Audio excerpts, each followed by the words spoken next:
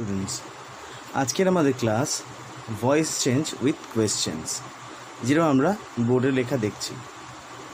Voice change with question sentence.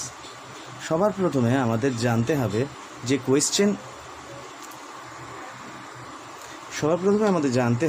Question sentence কাকে বলে। Question sentence refers to a sentence that has the structure of auxiliary verb, subject, main verb plus object. যে কোনো sentence যখন question sentence হিসেবে আমরা মনোনীত করতে চাইব, তখন তার একটা স্পেসিফিক স্ট্রাকচার লাগবে ইংলিশে। সেটা হচ্ছে প্রথমে অক্সিলারি ভার্ব, তারপর সাবজেক্ট, তারপর মেইন ভার্ব, তারপর অবজেক্ট। এই অক্সিলারি ভার্ব অনেক ধরনের হতে পারে, যেগুলোর মধ্যে আমরা যে এক্সাম্পল দিয়েছি দুটা, সেটা হচ্ছে ওয়ান কাইন্ড। তাছাড়াও অক্সিলারি ভার্ব আলাদা হতে পারে, যেরকম বি ভার্ব হতে পারে, মডেল অক্সিলারিজ হতে পারে, আরও যে সমস্ত অক্সিলারি ভার্বসগুলো আমরা পাই সেগুলো হতে পারে। তা সেই জন্য আমরা একটা এক্সাম্পল হিসেবে নিয়েছি ডুকে অক্সিলারি ভার্ব হিসেবে। তাই জন্য কোয়েশ্চেনটা আমরা যেটা ফর্ম করেছি সেটা আমরা একটু দেখব। ডু অক্সিলারি ভার্ব হিসেবে বসেছে প্রথমে, তারপর হচ্ছে ইউটা সাবজেক্ট হিসেবে বসেছে, মেইন ভার্ব নো এর মেইন ফর্ম বসেছে, অবজেক্ট হিসেবে দ্য ম্যান বসেছে। তাহলে এইভাবে আমরা দেখতে পাচ্ছি এটা কোয়েশ্চেন সেন্টেন্সের ফার্স্ট প্রাইমারি যে স্ট্রাকচারটা কোয়েশ্চেনটা, সেটা কী করে ফর্ম হয় সেটা আমরা এই এক্সাম্পলের মাধ্যমে দেখানোর চেষ্টা করেছি। এবার এই কোয়েশ্চেন সেন্টেন্সটা যখন আমরা ভয়েস চেঞ্জ করব, তখন ভয়েস চেঞ্জটা কী হবে সেটা আমরা পরে আসছি ডিসকাশনে। আগে আমরা কোয়েশ্চেনটা নিয়ে একটু আলোচনা করে নিই। কোয়েশ্চেন কীভাবে ফর্মড হতে পারে, কাকে কোয়েশ্চেন বলে।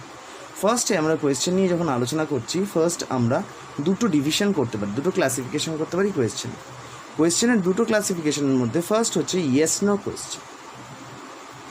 প্রশ্নবোধক বাক্যকে আমরা দুটো ভাগে ভাগ করতে পারি, একটা হচ্ছে ইয়েস নো কোয়েশ্চেন আর একটা WH কোয়েশ্চেন। তা কেন এরকম নাম দেওয়া হলো, why are this so named?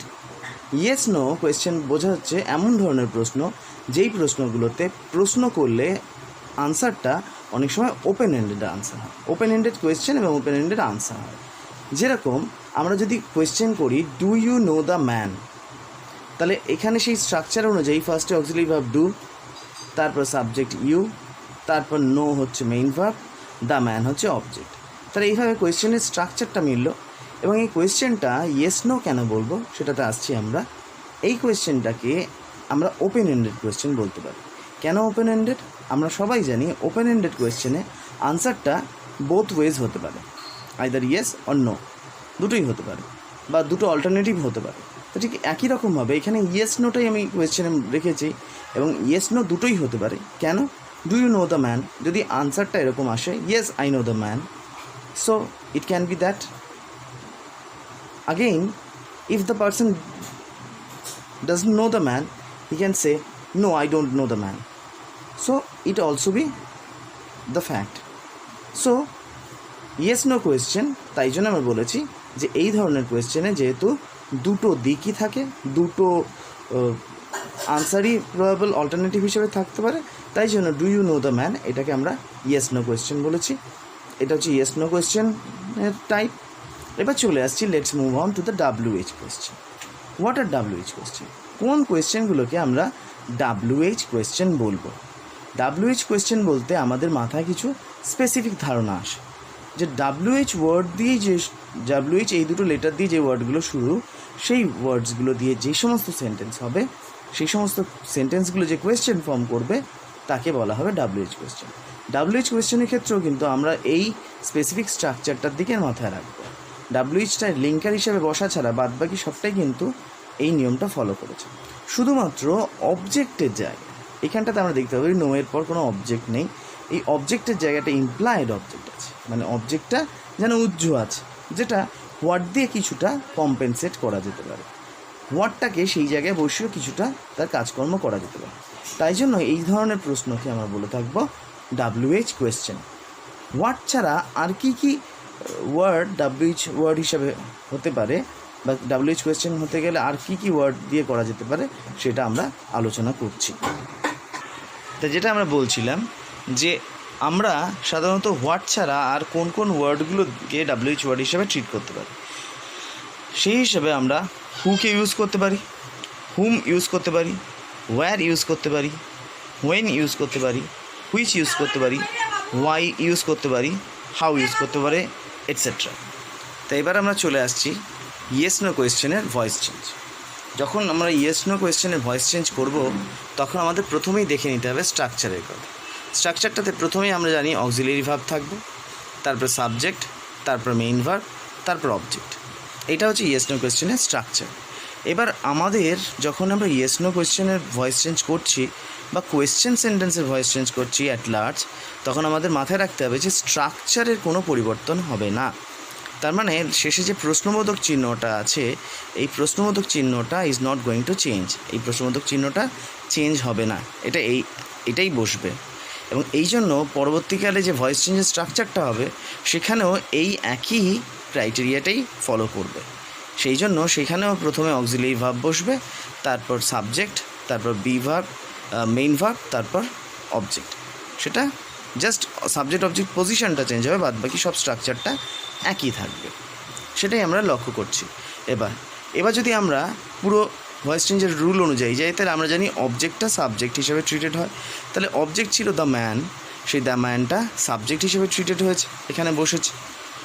তারপর আমরা প্রথমেই দেখেছি ইজ একটা ওয়ার্ড। আচ্ছা, ডুয়ের জায়গায় কেন ইজটা আসলো, এই জায়গায় আমাদের একটু ক্ল্যারিফিকেশন দরকার।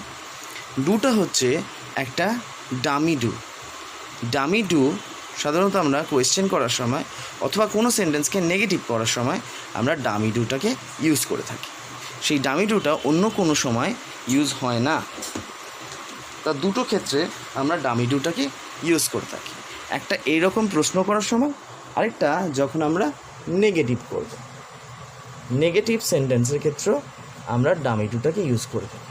যেমন I do not know him, এক্ষেত্রেও আমি ডামি ডুটাকে ইউজ করলাম।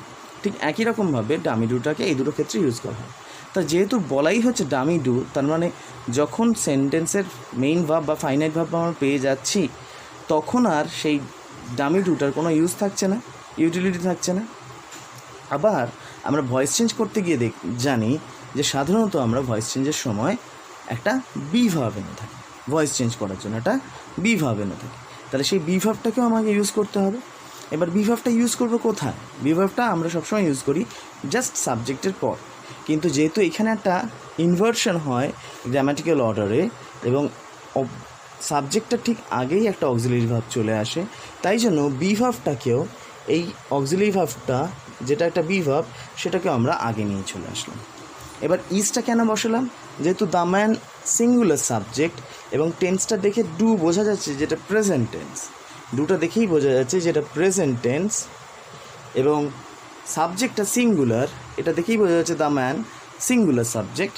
তাই জন্য সিঙ্গুলার সাবজেক্ট এবং প্রেজেন্ট টেন্স এ দুটো হলে আমরা জানি be verb, auxiliary verb be হয় এবং সেটা ইজ হয় প্রেজেন্ট টেন্সে। তো সেই জন্য আমরা ইজটা বসালাম।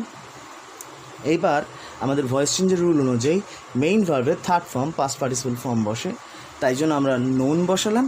এবং তারপর যেহেতু আমরা নোয়ের পর সবসময় টু বসে, বাই হয় না ভয়েস চেঞ্জের সময়, তাই জন্য টু বসালাম।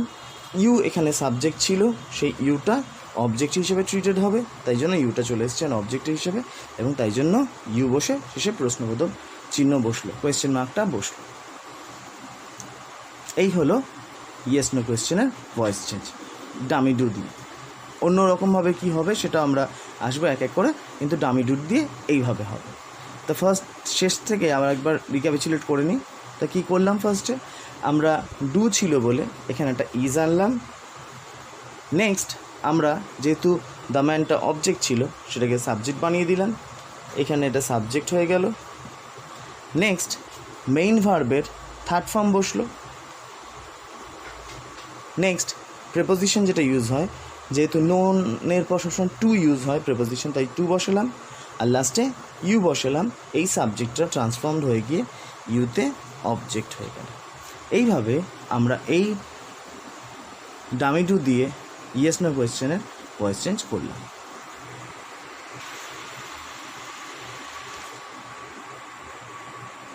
আমরা একটু আগে যেটা দেখছিলাম সেটা হচ্ছে যে ডামি টু দিয়ে কী করে আমরা ইয়েস না কোয়েশ্চেনের ভয়েস চেঞ্জ করছি। এবার আমরা একটু অন্যরকম এক্সাম্পল নিয়ে নিচ্ছি। এবার একটা আমরা মডেল অক্সিলারি নিয়ে নিচ্ছি। ক্যান আমরা সবাই জানি যেহেতু মডেল অক্সিলারি, ক্যানটাকে ফার্স্টে বসিয়ে আমরা একটা কোয়েশ্চেন সেন্টেন্স ফর্ম করেছি, can you give him the money. তাহলে এই সেন্টেন্সের মধ্যে আমরা বুঝতেই পারছি ক্যানটা হচ্ছে মডেল অক্সিলারি, ক্যানটা মোডালস, এটা বুঝতে কারোর অসুবিধা নেই। ইউটা সাবজেক্ট, গিফটটা মেইন ভার্ব, হিমটা অবজেক্ট, মানিটা অবজেক্ট। এবার এই রুল অনুযায়ী আমরা অবজেক্টটাকে সাবজেক্ট করে দিতে পারি এবং হিমটাকে আমরা আগে নিয়ে চলে এসেছি, ইনডিরেক্ট অবজেক্টটাকে আমরা আগে নিয়ে চলে এসেছি।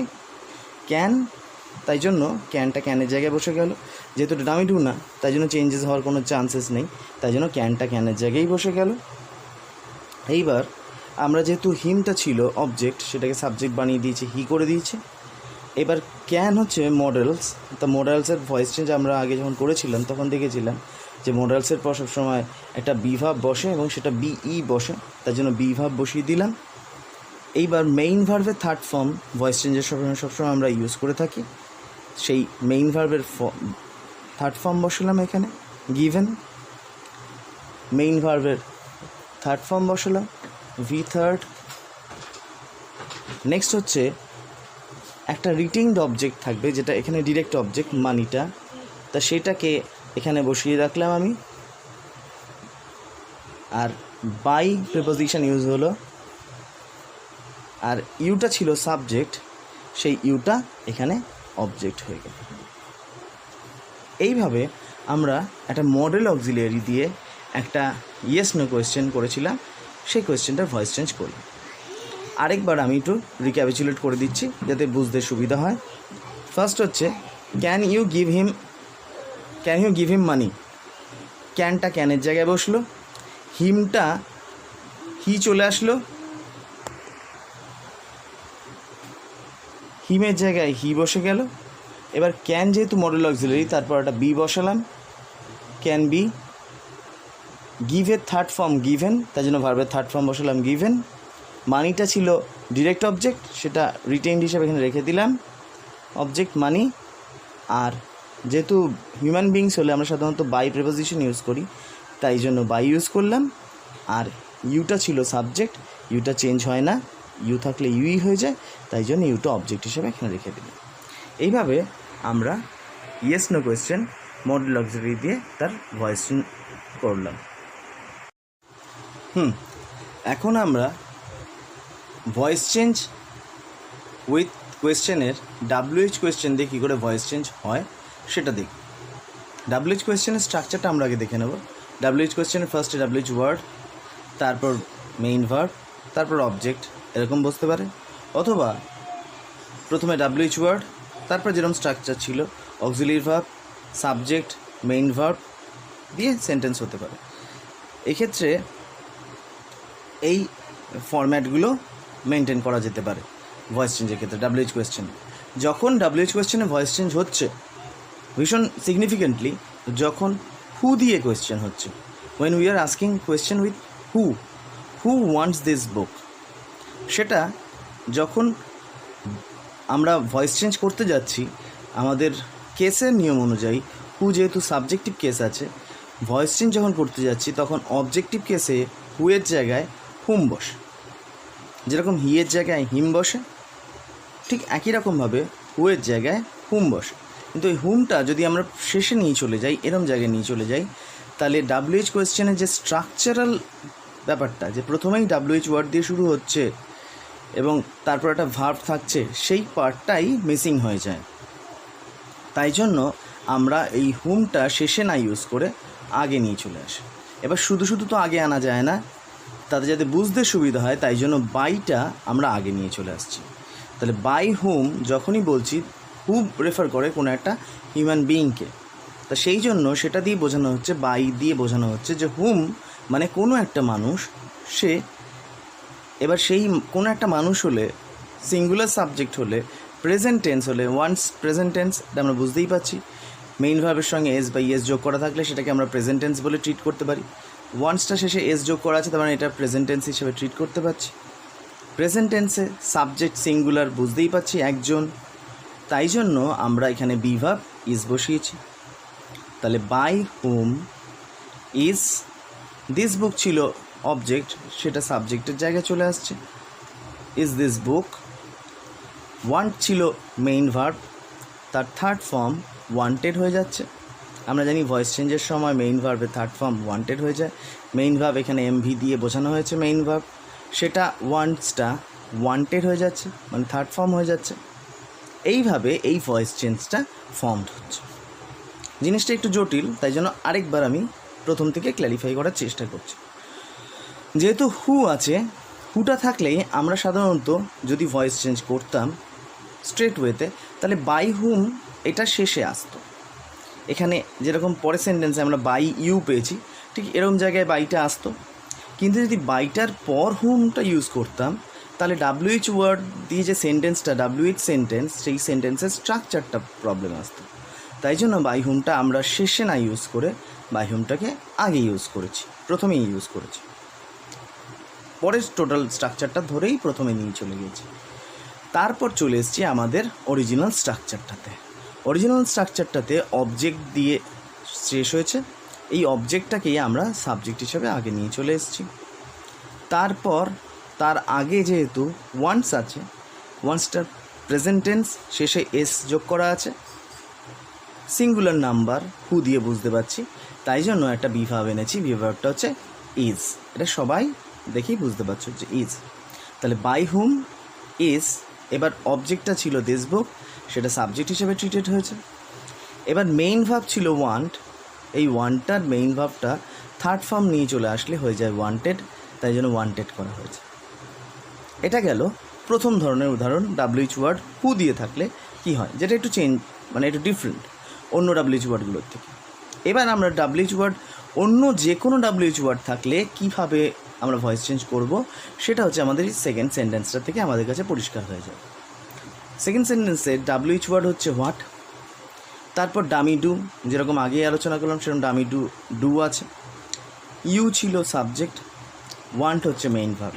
এক্ষেত্রে ভয়েস চেঞ্জের সময় এখানে একটা অবজেক্ট থাকা ম্যান্ডেটরি থাকে অনেক সময়, কিন্তু ওই ওয়ার্ডটা যেহেতু ইমপ্লাইড এইখানে অবজেক্ট হিসাবে, তা সেই জন্য ওই ওয়ার্ডটাকে আর আমরা চেঞ্জেস করিনি, তাই জন্য সেটাকেই আমরা প্রথমেই বসিয়ে দিয়েছি ভয়েস চেঞ্জের সময়, তাই জন্য ওয়ার্ডটা প্রথমেই বসে গেছে। ইজ যেহেতু ডামি ডু, একটু আগেই আমরা এক্সাম্পলটাতে দেখেছি যে ডামি ডু থাকলে ডামি ডুটা কোয়েশ্চেনের পর উঠে যায়, সেই জন্য প্রেজেন্ট টেন্সে সাবজেক্ট একটা হলে, সাবজেক্ট সিঙ্গুলার হলে আমরা ইজ বসাই, তাই সাবজেক্ট সিঙ্গুলার হয়েছে, ডুটা প্রেজেন্ট টেন্স ছিল, তাই জন্য ইজ বসিয়েছি। মেইন ভার্ব ছিল ওয়ান্ট, মেইন ভার্ব এমভি বলে বুঝিয়ে দেওয়া আছে। মেইন ভার্ব ওয়ান্ট ছিল, সেটাকে ওয়ান্টেড করেছি। মানুষ থাকলে আমরা জানি সাধারণত বাই প্রিপোজিশন ইউজ হয়, তাই জন্য বাই ইউজ করেছি। আর ইউটা ছিল সাবজেক্ট, এটাকে অবজেক্টের জায়গায় নিয়ে চলে গেছি, তাই জন্য ভয়েস চেঞ্জটা হলো হোয়াট ডু ইউ ওয়ান্ট, সেটা হয়ে গেল what is wanted, third form ছিল ওয়ান্টেড বাই ইউ। এইভাবে আমরা ডাব্লিউএইচ ওয়ার্ড দিয়ে যে ভয়েস চেঞ্জ করা যায় সেই ভয়েস চেঞ্জটা করলাম। এখানে আমরা দেখলাম যে স্ট্রাকচারের কোনো পরিবর্তন হয়নি এবং শেষে কোয়েশ্চেন মার্কটা চেঞ্জ হয়ে অন্য কোনো মার্কে পরিবর্তন হয়নি। এই রকমভাবে যে কোনো ডাব্লিউএইচ ওয়ার্ড দিয়েই আমরা ভয়েস চেঞ্জ করতে পারি, যদি সেই সেন্টেন্সটার মধ্যে ভয়েস চেঞ্জ করার মতো একটা ট্রান্সিটিভ ভাব থাকে। তাহলে হোপ এই জিনিসটা বোঝা গেছে। এবার এই জিনিসটা নিয়ে আর কোনো কনফিউশন থাকলে নেক্সট ক্লাসগুলোতে আমরা সেগুলো ক্লিয়ার করব। এখনও পর্যন্ত যদি ভালো লেগে থাকে তাহলে লাইক করবে এবং শেয়ার করবে এবং আমার চ্যানেলটা সাবস্ক্রাইব করবে এই জাতীয় ভিডিও পাওয়ার জন্য। Thanks, good night.